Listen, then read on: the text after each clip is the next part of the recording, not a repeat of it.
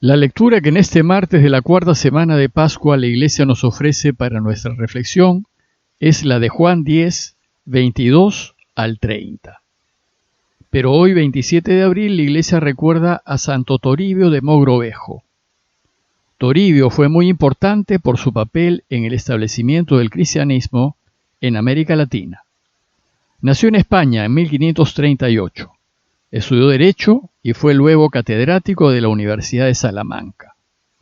A los 41 años, sin ser siquiera sacerdote, el rey de España le propuso al Papa que lo enviase a América para que sea arzobispo de Lima. El Papa lo nombró arzobispo, pero como no era sacerdote se le tuvo que ordenar rápidamente. Llegó a Lima en 1581 y el territorio que le tocó gobernar fue muy extenso. Incluía territorios en Perú, Ecuador, Colombia, Venezuela, Bolivia, Chile y parte de Argentina. Fue 24 años arzobispo, pero solo estuvo en Lima 8 años. La mayor parte de su tiempo la dedicó a ser pastor de su extenso territorio. Hizo 3 grandes viajes misioneros, recorriendo el territorio en viajes de 3 y 4 años y a menudo a pie. Mientras estuvo en Lima se dedicó a la reforma de una iglesia bastante mundanizada.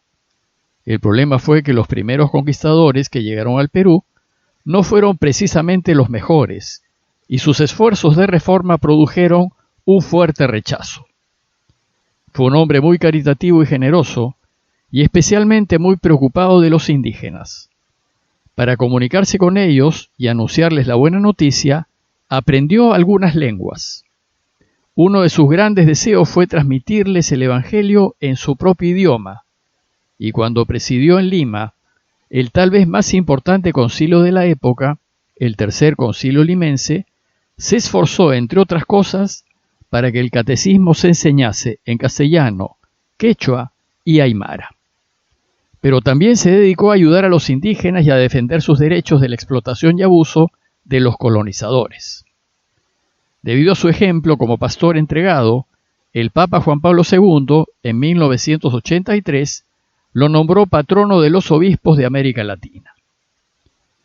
Volvamos ahora al texto de hoy, que dice así. Se celebraba en Jerusalén la fiesta de la dedicación del templo.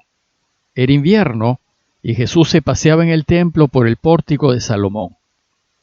Los judíos rodeándolo le preguntaban: ¿hasta cuándo nos vas a tener en suspenso?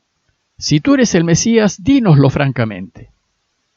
Jesús le respondió: se los he dicho y no creen. Las obras que yo hago en nombre de mi Padre, esas dan testimonio de mí. Pero ustedes no creen, porque no son ovejas mías. Mis ovejas escuchan mi voz y yo las conozco, y ellas me siguen, y yo les doy la vida eterna. No perecerán para siempre, y nadie las arrebatará de mi mano. Mi Padre, que me las ha dado, supera a todos, y nadie puede arrebatarlas de la mano del Padre. Yo y el Padre somos uno. El relato empieza diciéndonos que se celebraba en Jerusalén la fiesta de la dedicación del templo, y que era invierno. A la fiesta de la dedicación también se le llama Hanukkah, o fiesta de las luces. Esta fiesta celebraba la restauración del templo después de la profanación que éste sufrió de manos del rey Antíoco IV, que fue un rey descendiente de los generales de Alejandro Magno. Por ahí por el año 170 a.C., el rey Antíoco prohibió la religión judía y trató de establecer en Israel el culto a los dioses griegos. Para ello, profanó el templo y persiguió duramente a quienes se le opusieron. Esto provocó una revuelta popular liderada por los hermanos macabeos, y finalmente los macabeos lograron la victoria y liberaron a Israel de los reyes seleucidas. Bueno, pues Jesús había ido a Jerusalén para celebrar esta fiesta religiosa judía que conmemora la restauración del templo. La fiesta duraba 8 días y caía en el mes de diciembre, en torno a la Navidad. Por eso dice el texto que era invierno. Y efectivamente, diciembre es pleno invierno en Israel y hace frío. Que Juan haya ubicado este relato con el trasfondo de la fiesta de las luces es tal vez para destacar la pretensión de Jesús de ser el único dedicado, el único consagrado a Dios y por Dios, el verdadero templo de Dios. Nos dice el texto que Jesús se paseaba en el templo por el pórtico de Salomón. Y según el texto, los judíos aprovecharon este momento para interrogarlo y rodeándolo, dice el texto, le preguntaban: ¿hasta cuándo vas a tenernos en suspenso? Si tú eres el Mesías, dilo francamente, abiertamente, declárate Mesías. Los judíos querían saber si Jesús era o no era el Mesías. Y la fiesta de la dedicación era un marco excelente para responder estas preguntas, pues la fiesta celebraba el triunfo judío sobre los invasores seleucidas. Y se esperaba que el Mesías, cuando llegue, haga lo mismo y venza a todos los enemigos, que en esos tiempos eran los romanos. De una parte parecía que Jesús era el Mesías, pues hacía signos extraordinarios que los dejaban boquiabiertos. Sin embargo, esas señales no eran pruebas suficientes de que era el Mesías, pues también hubo en el pasado profetas que hicieron gestos extraordinarios y que no fueron el Mesías. De Jesús, los judíos no sabían qué pensar, pues si bien de una parte daba esas señales desconcertantes que indicaban que era el Mesías, de otra parte no parecía serlo, pues no tenía medios ni tenía ejércitos y solo lo seguía un grupo de sencillos campesinos de Galilea. Además, los desconcertaba porque no le interesaba el poder.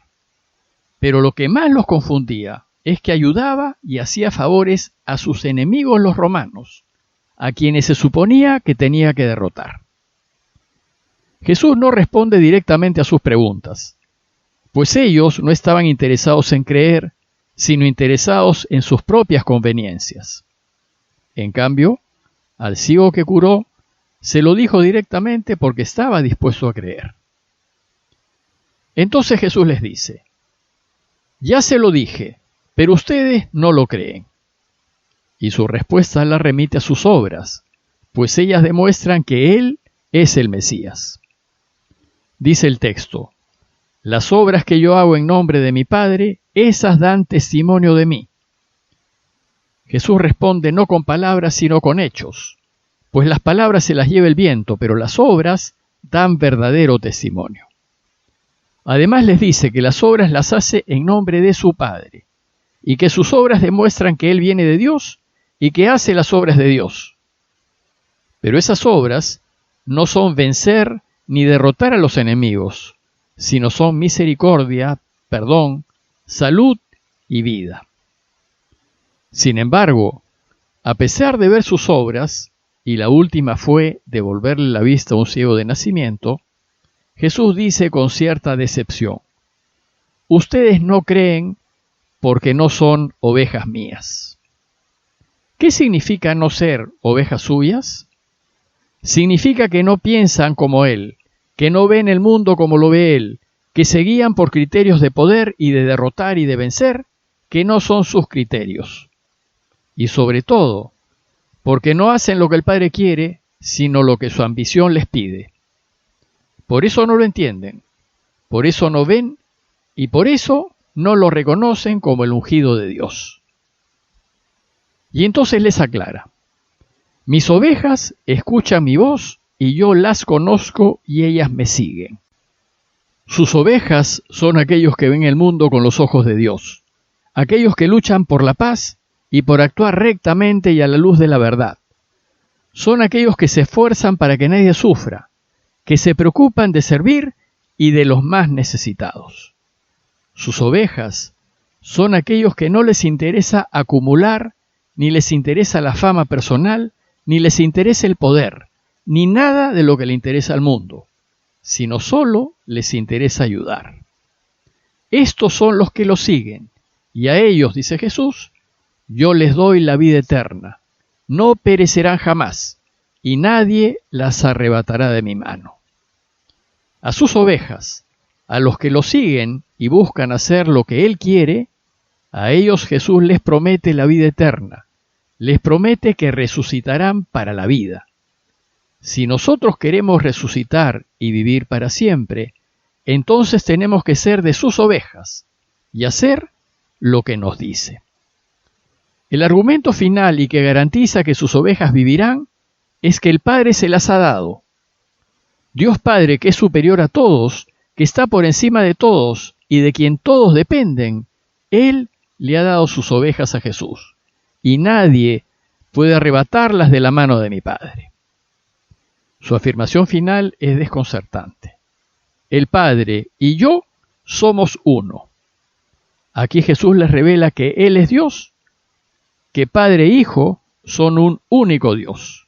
Pero ustedes, les dice, no creen, porque no son ovejas mías. A manera de conclusión, los invito hoy a considerar lo siguiente. En el relato, Jesús acusa a los judíos diciéndoles, ustedes no creen. Preguntémonos entonces, ¿y nosotros creemos? ¿Y yo creo? ¿Me son suficientes las señales de compasión, perdón y misericordia para convencerme de que Jesús viene de Dios?